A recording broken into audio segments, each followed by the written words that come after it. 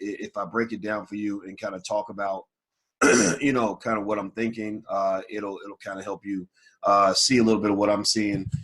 Maybe there's a way we can find common ground on this issue, because it's a serious issue. You know, it's a serious issue.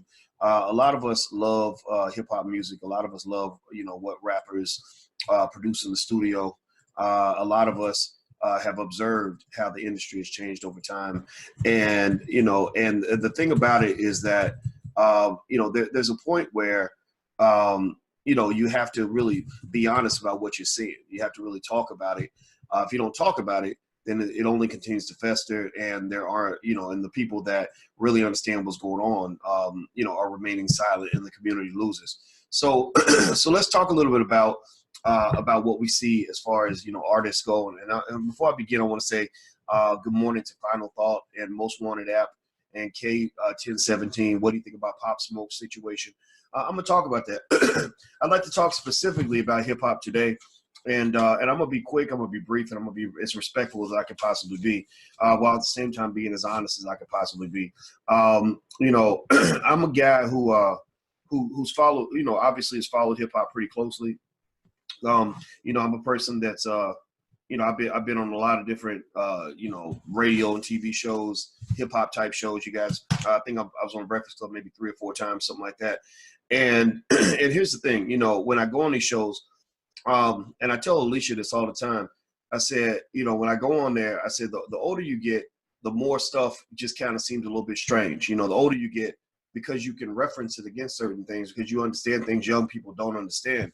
The more stuff makes you say, damn, like, why would he do that? Like that was some stupid shit, you know? And instead of kind of really just going completely in that direction, what I try to do is, I told Alicia, I said, you know, I really try, in order to respect hip hop, I really try to like it. I try, you know, if there's new music that comes out and it's something that I've never seen before, something that I don't understand, I take a second to say, you know, how do I learn how to put myself in the shoes of a young person, you know, who's checking this out? You know, how do I stop for a second and appreciate the talent that these young people have in the game of hip hop? Because they got talent. They all got talent, even the ones that look like they ain't got no damn talent. You know, even the ones that look like they out just straight cooning for a living. Even those people have talent. You know, there is a lot of talent in hip hop.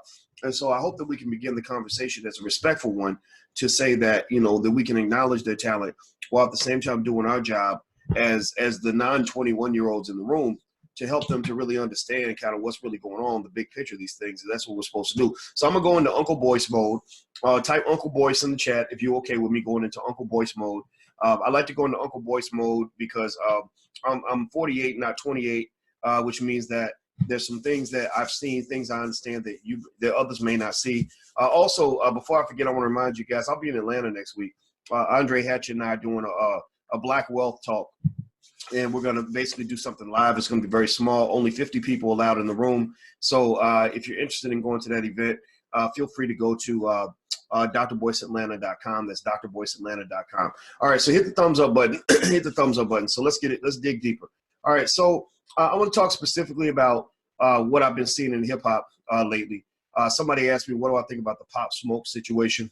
Well, you know, I researched Pop Smoke. Whenever something goes down with a rapper, I always research and I say, okay, what happened with him? Like, where did he come from? How did he get big? You know, what was his hit song? And what you notice, the trend with rappers that you notice is that rappers come out of nowhere because basically they have one song that just blows up. You know, like, so for Pop Smoke, it was Welcome to the Party. That was the song that I saw that got the most views. And it's good. It's a good song. Great. You know, the beat is really nice. Like, a lot of times with music now, they rely a lot more on the beat than on actual lyrical ability. Like, back in the day, you know, we used to really, you know, people really judge you based on how well you could actually rap and pull words together and be a wordsmith and all that. And they still have some of that. Like, you see that maybe with Kendrick Lamar and D1 and guys like that. But really, you know, a lot of music is just, you know, you have a good beat and if you fit a culture, if you market and brand a specific type of culture, then your song could go well, right? So the types of culture that the people that consume hip hop, which is mostly white people who really fund this. White folks are the ones who support this. You know, we're performing for them because they're the ones who make you rich.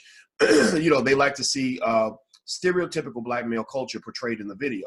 Like, you can't put out you know, Pop Smoke song and have something corny on screen, right? You have to have specific things in your video to make it cool, right? So you have to, you know, you'll have you know, maybe some guns, maybe, you know, somebody throwing up gang signs, maybe, and that's what I saw in Pop Smoke's video. I guess he was gang affiliated, which, you know, I'm not judging it. It's just what it was. You'll see, you know, maybe the latest dance, of course, maybe nice cars. Usually it's nice cars, material stuff, you know, nice cars, maybe something to make you look tough, like a pit bull or something barking, like, you know, gold and jewelry and stuff like that. You know, maybe the women might have some Gucci or something, and big booties to go with it. You know, it's like a formula. It's really a formula. And people who shoot these videos, and I know a lot of people who shoot hip hop music videos, I know people who are in that industry, they just know the formula. You know, a lot of times it'll be, you know, some guy who's my age who's like, oh yeah, we got to put this in there, this in there, this in there, you know, some liquor in there. If you're blowing smoke in the air, like if you're smoking something, that makes you look cool. If you, you know, if you look like you might shoot somebody, and you got big booties nearby with a Lamborghini, then you got a video. You got a video in your hands, and you throw in a nice beat, and you win. That's how Tekashi 6ix9ine went from nothing to something like overnight. Was he basically leaned on the brand of the Bloods out of New York, where he basically had them come in the video, and everybody thinks that's cool, and basically that's how he blew up. And so I'm really here to kind of, you know, kind of digest this and dissect it just a little bit for those who kind of want to really understand what the overall implication is on this. It's not a good implication for the Black community. You know, one of my good friends is a guy named David Banner. And one of the reasons I respect David Banner is because David actually said a long time ago, he said that when he went overseas and he started touring in other countries, David started seeing how other people saw Black people as a result of what corporations were marketing in the music. You know, David Banner, he said that when he went to other places and he saw how people just saw the Black man as worthless, as a thug, as a criminal, as a man who would rather beat his woman than love his woman, you know, as a man who'd rather blow his money than build his wealth, a man who'd rather be ignorant than to read a book, a man who'd rather harm somebody than to help somebody. You know, he said, I can't be a part of this no more. Because what's happening is when they do this, when they market these images of you, they're really setting you up for justifiable extermination. They're using media, the power of media, which is always used for oppressed people. They're using this to explain why they had to shoot your son in the back. They're explaining to white folks, like, look at how these people behave, and this is why we got to put them in prison as quickly as possible, because you see what happens when they get loose. And so what rappers do, unfortunately, the ones who are young and who are just happy, you know, to just go get some money, is they don't understand that they are willful accomplices in the extermination of the Black male in America and the extermination of the Black family, because Black men are the ones who lead Black families. You destroy, you chop off the head, then you kill the whole body. So when they exterminate the Black man and they present these images to the world, a couple of things are happening. Number one, they are showing you to the world as a beast.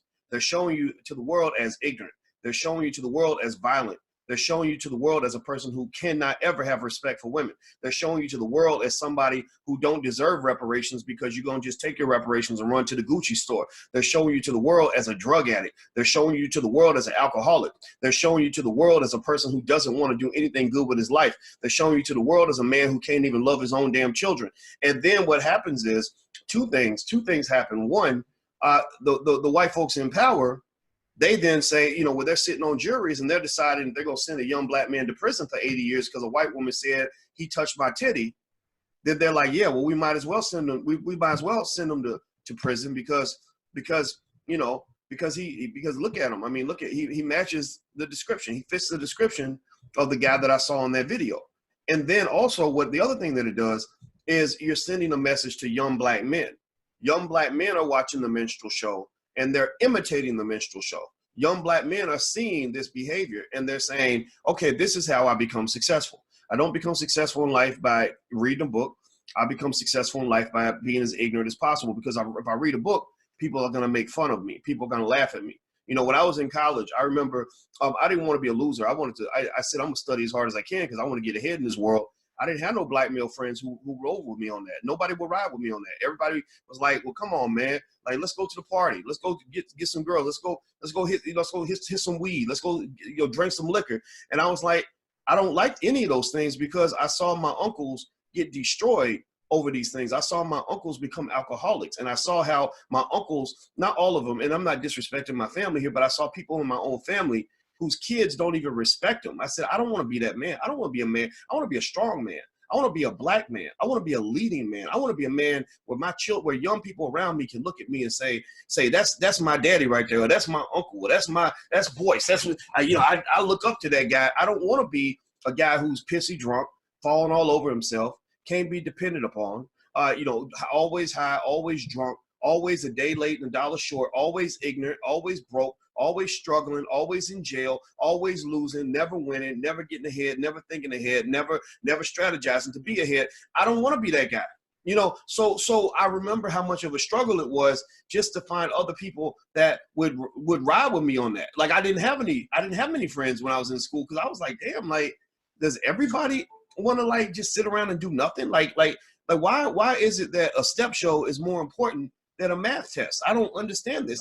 Step shows, I give zero fucks about a step show. I'm not going to be a professional stepper. Like, why the hell am I going to spend more time preparing for a step show than I am for a math test? I'm not dissing step shows. If you're Greek, I'm not making fun of you. I'm just saying that if you go to a lot of college campuses, you'll see a lot of misguided young people who are majoring in the minors, who are lost. And a lot of the reason that they start lost and stay lost is because the white people that are controlling their world don't want them to ever get found. They don't want them to find themselves. That's why they'll never have, a lot of white campuses ban people like me coming to campus because I call out the racism and I truly care about these young people. Instead, they'll have a white person sitting in front of you saying, well, everything's okay. You are a minority, by the way, and being a minority means that you're supposed to be stupid.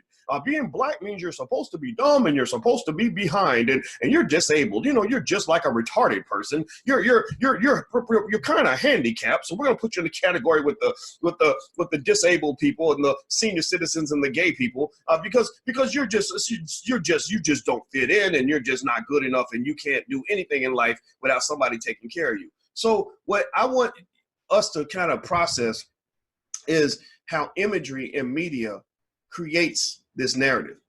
I want us to process how the constant playing the minstrel show on repeat for young black men to consume is destroying not just these men, it's destroying your families because these are the men that are supposed to be leading your families. If you're a black woman in her 30s or in her 40s and you have not been able to find a decent husband, I want you to tell me, give me a yes or no, ladies, if you feel what I'm saying, if you understand what I'm saying. How many motherfucking fools have you been meeting when you go out and you try to date a mature man that's ready to raise a family?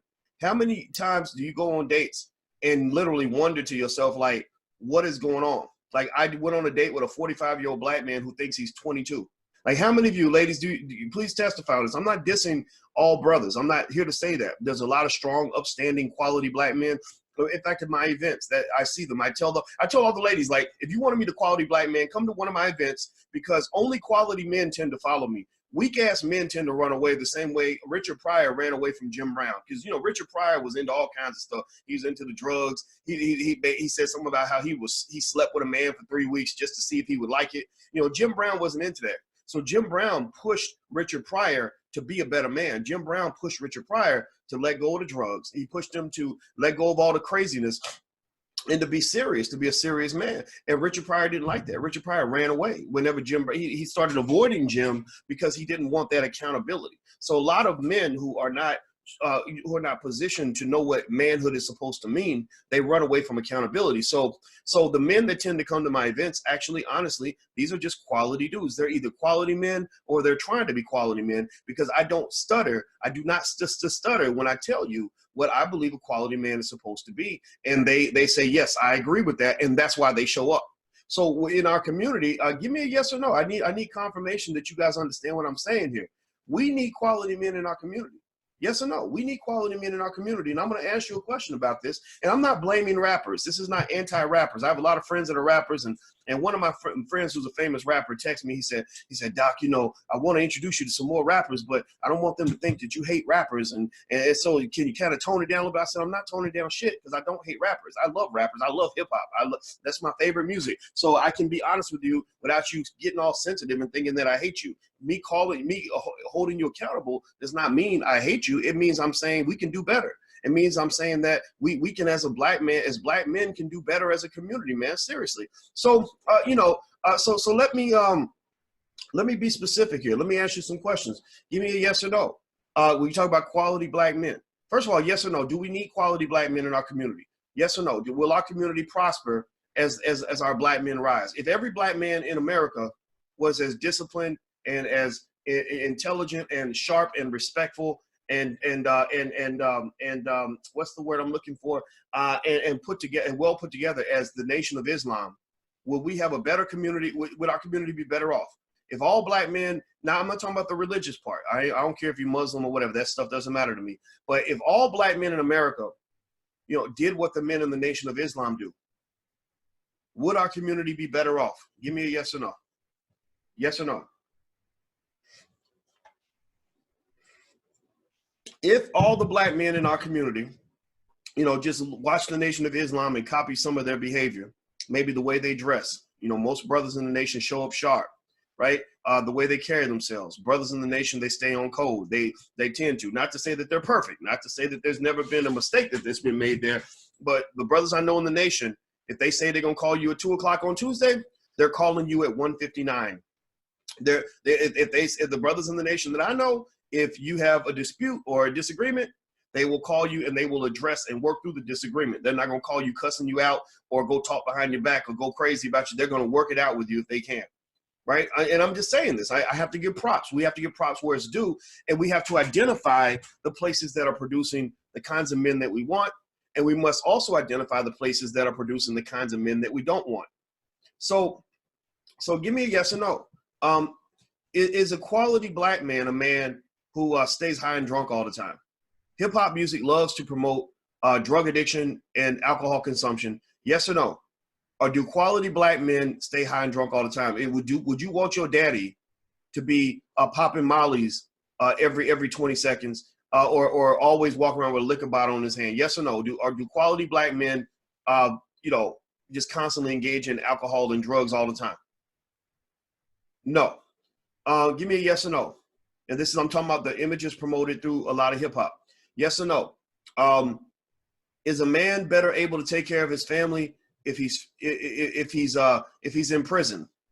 You know, if he's in prison, because they make the music so they can fill the prisons up. I hope y'all understand this. I hope you understand that the white folks who market this music, the white folks who pick which rapper gets a record deal, they're promoting this stuff so that they can fill up their penitentiaries because they're promoting criminal behavior, right? So yes or no?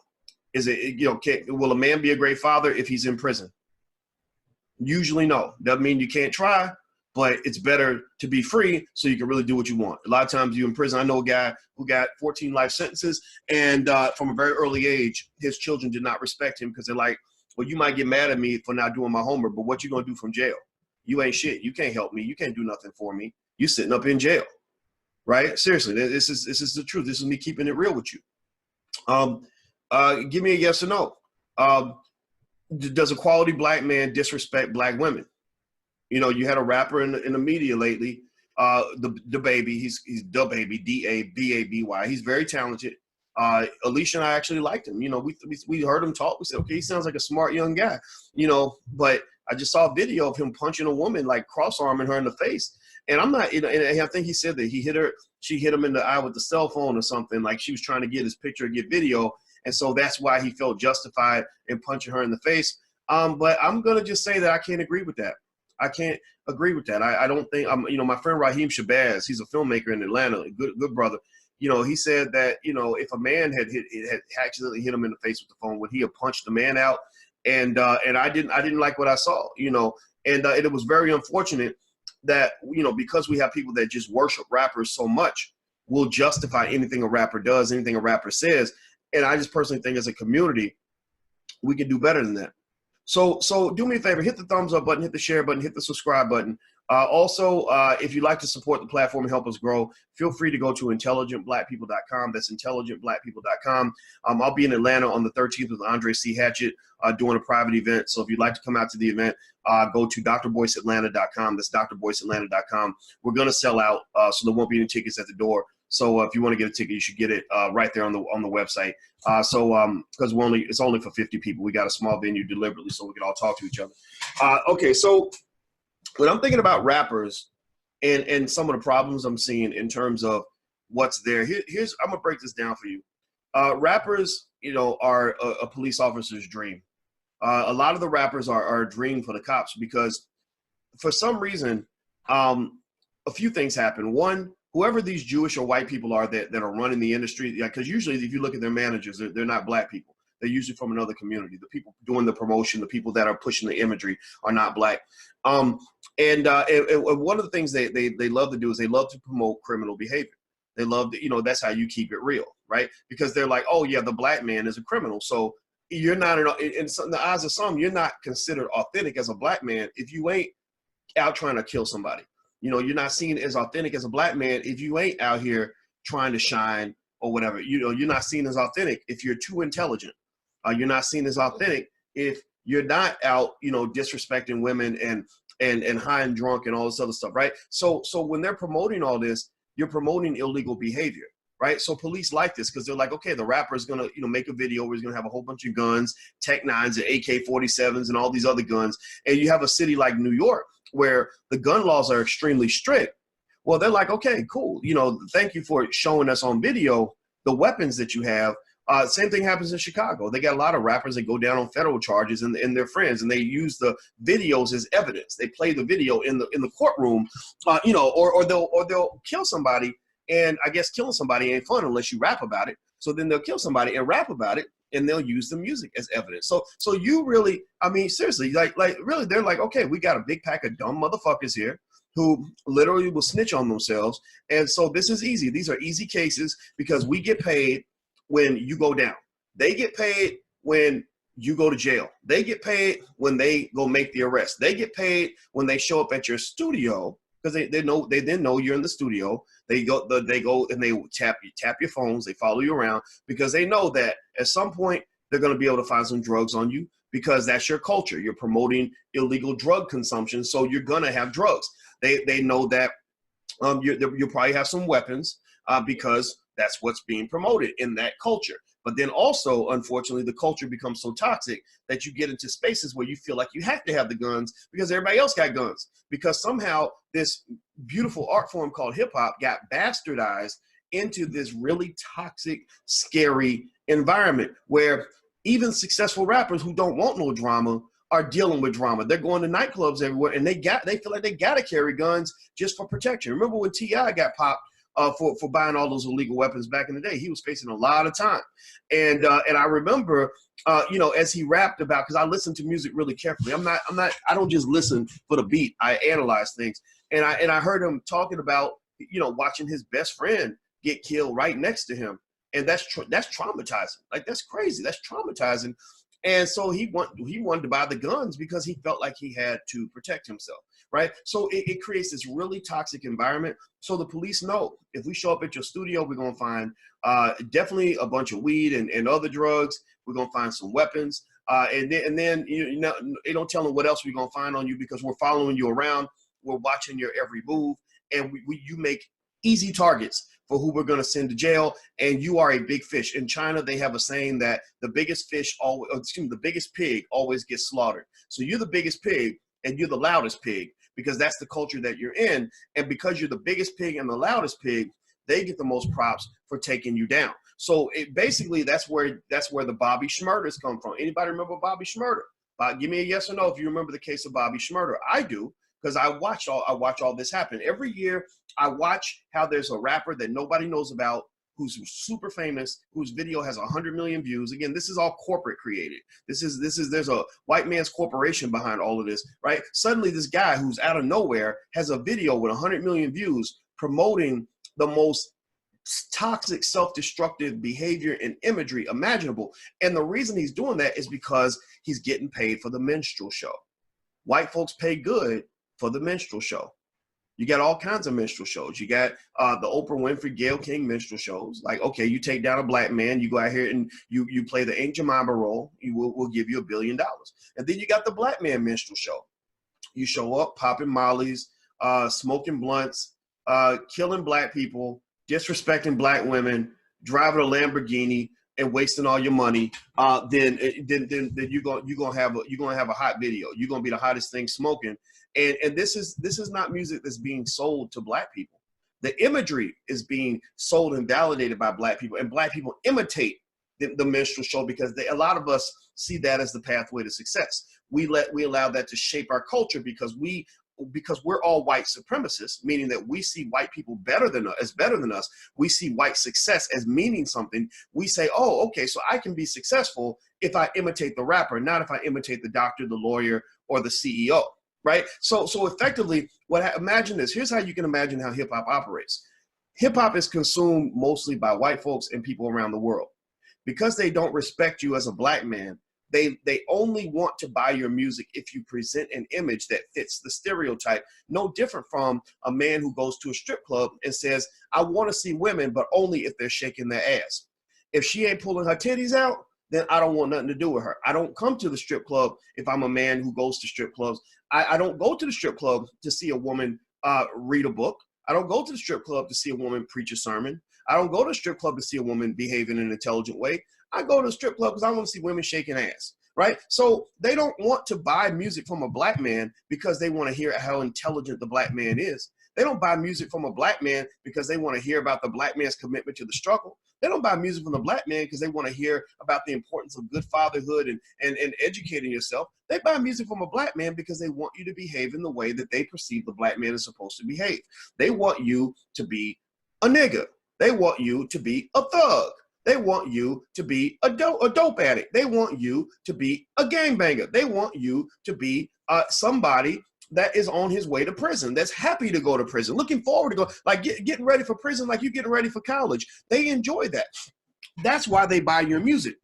They don't, so we misinterpret that to say, oh, look, we're so popular. I'm so popular. That means they respect me. That means they love me. They don't love your dumb ass. They don't love you. They don't like you. They don't respect you. They respect you as much as people respected the most popular girl in school who was giving blowjobs in the bathroom. Sure, if she's giving it up in the bathroom to every boy who walks by, then yeah, she's gonna be extremely popular with the boys, and she's gonna have a lot of friends. She ain't never gonna sit down at lunch have to eat by herself. But if that little girl is somehow misinterpreting all that attention to mean that somebody really respects her, or the fact that she's got 100,000 likes on Instagram to mean that they really respect her, then somebody needs to sit her down and talk to her about the difference between people liking you and people respecting you.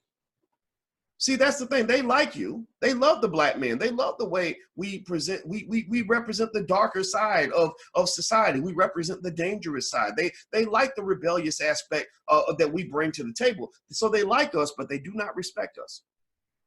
So when they're buying all your records and white folks are rewarding you for behaving like a damn monkey, you think you won, but really you're the biggest loser. Really, you lost in a major way.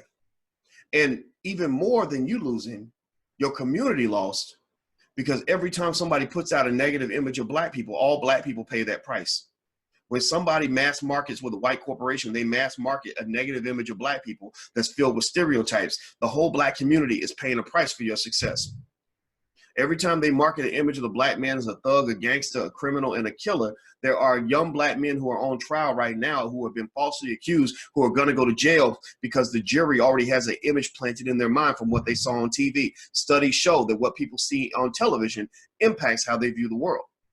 So you're selling the minstrel show, and I hope that it's worth it because you're making a lot of money from that. I know this. You and your handlers are making a lot of money. But here's the other thing with the minstrel show. So I want you to imagine this. I want you to visualize this. Imagine the Cotton Club in 1920, and you got a black man on stage doing the minstrel show. You know, he's doing the Mr. Charlie dance, right? Like a lot of rappers, like the minstrel kind of ideology is, you exaggerate, right? Like you're extra dumb. Your smile's extra big, your lips are extra red, your teeth are extra white, and you smiling extra hard, right? You're going overboard. Well, rap, hip hop, unfortunately, fits the minstrel show, some of it, not all of it, right? I'm not talking about the real rappers. I'm talking about the ones that y'all know who I'm talking about. So you're fitting the minstrel show because you're overboard, right? Everybody else might have 2 or 3 tattoos. You got 170, right? Everybody else might think that a little violence is called for sometimes, but you thugged out every chance you get. You banging over breakfast, right? Everybody else, thinks money is good, but you got the Lamborghini and you throwing money in the air, right? Everybody else thinks maybe they might have something in their teeth, some gold or diamonds, whatever. You got a whole grill of multicolored. Anybody ever seen Tekashi 6ix9ine and how he was smiling? He had the whole mouth full of all these different color teeth, because that's what you do in the minstrel show. You want attention. You like, hey boss, ha, rah, right? Like that's what you're doing, right? So imagine you're in the Cotton Club and you got the Negro on stage doing the minstrel show. So you got 2 people in that club. You got the black boy who's the bus boy, who's not invited in the club unless he's there to work. And so he's serving these white people who are sitting in the audience and they're like, right? So they're watching. So the black boy is watching the minstrel show on stage, right? So pay attention now. Listen, this is only for intelligent black people. This is, other people may not get this, may go over some people's heads. So the boy is serving the white man who's watching the minstrel show. And they're both observing the same thing, but from very different perspectives. The white man doesn't respect the black man on stage, right? He gives him money, but he doesn't respect him, right? He'll laugh at him, but he doesn't see him as his equal. He doesn't see him as somebody he'd want marrying his daughter or somebody he'd want to do business with. He sees him in a role, the same way a man sees women when he goes to the strip club. He's like, I just want you shaking your ass. I don't want to have a conversation with you, right? So that's what the white man is seeing, and he's consuming the entertainment because he's like, wow, that boy really can sing. That boy really is talented, right? Now the black boy is watching the guy on stage, and he's watching the white man. He's watching both of them. And he's a bus boy, right? He ain't got no money. He's in the struggle, and he's looking at 2 things. He's like, okay, wait a minute. If I act like that, I can get money from him. And he treats him better than he treats me because he's giving him money, and all I get is, whatever minimum wage I'm getting. So if I want to be successful, then I should imitate the guy on stage. Do you follow what I'm saying? Give me a yes or no if you follow what I'm saying. How black boys are influenced by the minstrel shows that are broadcast worldwide in hip hop. You'll never run out of a supply of black boys willing to participate in the minstrel show because they see that as the pathway to success, because they're watching the rapper and they're also watching all the white people who love the rapper. They go to a Travis Scott concert. I was down in Texas, and I saw a bunch of white kids, a bunch of weird college white kids, and they all had like backpacks and sleeping bags, and I was like, so what are y'all down here for? Because they were down for college or something, and they said, oh, we're here for Astro World or some shit. I forgot what it was called. And I was like, oh, that's the Travis Scott thing, right? And they're like, yeah, dude, yeah, we're down here for Astro World, right? So think about this. You're a young black kid, and you're like, how do I go get some money? And you go to a Travis Scott concert, and I'm not dissing Travis Scott. I got to learn more about his music. But you go to a Travis Scott concert, and you see him up there, and he's dating a Kardashian, and he's got all this money and a mouth full of gold. Again, he's doing the minstrel show thing. A lot of the rappers have to do the minstrel show. Like, that's how you get attention. You must be extra, right? So he's got extra, I think he's got extra shit in his teeth, extra jewelry on, extra this, extra that, right? And then you're also seeing 100,000 fans out in the crowd cheering this guy on. And that's what makes you say, ooh, that must be a successful black man. That must be a successful black man. So, but what I would dare to ask at the end of the day is I would say, okay, maybe we need to stop for a second and process what it means to be a successful black man. This is not pro or anti Travis Scott. I don't know much about him. I got to research him a little bit more. All I know is he dates a Kardashian and he's famous. If you had 20 million black men who did everything Travis Scott does, like just behaved exactly like him, married a Kardashian, like engaged in whatever lifestyle he engages in, would the black community be better? or worse? Yes or no? Would we be better off as a community or worse off? Yes or no? Or would we be better off? We wouldn't be. I don't think we'd be better off. And I think that what we have to do is say, what is a successful black man? And then when we define what a successful black man is, we have to stop being white supremacists when we do it. Stop being a white supremacist. I'm not talking to the white man about being a white supremacist. White folks are going to continue to act white. I'm talking to the black people who are white supremacists. The reason I tell you to stop being a white supremacist is because too much of your measure of what it means to be a successful black man is connected to whether or not they get validation from a white man. You will think that a Negro is successful just because he's on TV. You think a black person is balling just because they got some money in the bank. You will go to a black person who got a record deal or a book deal or a TV deal and meet that person and say, "Oh my God, you're my hero. I just admire you so much." What do you admire? You know, what are you admiring? Like what that they got on TV, that what you're in the show Empire and that makes you a successful black person? No, that does not make you a successful black person. What makes you a successful black person in the world, in the B1 philosophy, remember B1, black first, type B1 in the chat if you understand what I'm saying. My measure of a successful black person is what is your contribution to the black community? What have you done in your life and where are you in your life that is making the world better for black people? How many black children are going to be safer because you existed? How many black people are going to be better educated? How many black people are going to be able to feed their families better because you existed? How many black people are going to have their minds elevated because you were around? You know, one factor that really is evidence to show that you guys, a lot of us in here, a lot of people in our community are white supremacists. One factor of proof and evidence I submit to you is the fact that many of your kids know more about George Washington than they know about Marcus Garvey.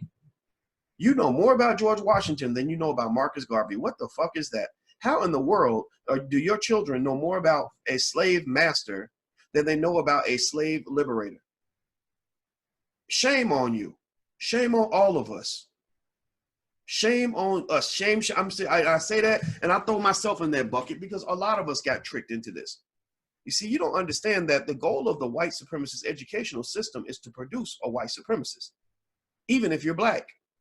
So when you go to school and you're learning all these wonderful things that white people did and learning nothing wonderful that black people have done other than not sat at the back of the bus, other than marched in the civil rights movement, other than a couple other flash points in history that really are pretty much glossed over, then you're pretty much being trained to be a white supremacist. Because you can't tell me that all of black history, that 20,000 years of black and African history can be collapsed into "we shall overcome." What is wrong with you, man? Seriously. So I'm going to say this. I'm going to make this point really clear. I don't hate rappers. I want to see them do better. I don't want to see, it makes me sad every year I see a rapper die, at least one or two. I think the last one to die was a guy, Juice WRLD, right out of Chicago at the airport, right down the street from, not far from my house. Made me very sad, very sad. And then I was really sad. I connect dots. I don't just assume that things just happen. I connect the dots on it. And I remember him saying that he started using drugs and popping Molly because he was listening to the rapper Future, who actually was mass marketing drugs and popping Molly and all this other stuff. And so, again, I don't know how guilty Future feels for the fact that he influenced this young black man to kill himself. And not to say that it's completely his fault, but I will say that there is a responsibility that you have when you are an older black man that young black men look up to. Part of manhood means acknowledging the responsibility that you have. So when I come in here and I say I want to go into Uncle Boyce mode, what I'm saying to you is I acknowledge my responsibility for the fact that I'm shaping some of your minds. I'm older than some of you, and I know a few things that some of you may not know. Maybe you didn't have a parent that told you, but I go out of my way. I get criticized because people are like, "Oh, you should only talk about finances, only talk about," and I basically give them the middle finger, and I say, "No, I'm here as a black man to be a leader for those who are looking for some sort of guidance and leadership to help them see the light in the middle of darkness and chaos and insanity. I have a responsibility to do that, even if that means that I'm gonna lose a few friends in the process. Even if that means I'm gonna be seen as controversial. Even if that means that I could never go work for a white man for the rest of my life. I don't give a shit. I don't care about that. What I care about is sharing what I know and helping you see things in a way that's gonna help you succeed and help you win. This is really about you. So don't, anybody who gets offended by what I say, maybe I dissed your favorite rapper, you thought that I did. I want you to kind of move past that. And I want you to understand what it sounds like when a black person is trying to help you. I'm really trying to help you, and I'm connecting the dots and saying that that rapper Juice WRLD in Chicago did not have to die. When I see DaBaby getting arrested over thug shit, like I'm kind of sad because I see this brother, he's an intelligent young man. I'm like, man, like, what's happening, brother? Like, what's going on? Like, did you really have to go beat the man's ass and take his money? There's other ways you can solve this issue, right? Why would you punch a woman in the face? Yeah, she hit you with the phone, but come on, man, did you really have to do that? Like, that's what I really want to say to these guys. But that's not going to be seen in the way it's intended. It's going to be seen as, oh, dog, he hating on you, dog. He hating on you. He hating on you. Yeah, but they're going to hate on your ass all the way to prison. And when they drop that 20-year sentence on you and your children grow up without a father, you're going to have a lot of time to reflect on all the times where the people who really cared about you were being dwarfed by the people who were trying to make money off you. Bobby Shmurda is a perfect example of that. Bobby Shmurda has been sitting in prison quietly, and ain't nobody checking for Bobby right now. But my heart went out to that young kid because he wasn't nothing but 18, 19 years old, and somebody taught him an incorrect definition of what it means to be a successful black man. I would talk about Tekashi 6ix9ine, but he's not African American. But at the same time, the analogy still applies. And also, he did use black people to become whatever he became, which obviously was not who he really wanted to be. And so the examples can really go on. There's a ton of examples out there, and I just think that we as a community should just think about this too. They have music that mass promotes drug addiction to young black men. Like, they literally will have a song basically saying, "Go pop a Molly, go pop a Molly, go pop a Molly," whatever, right?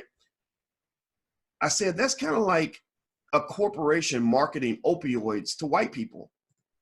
And then I said, wait a minute, they're not allowed to do that.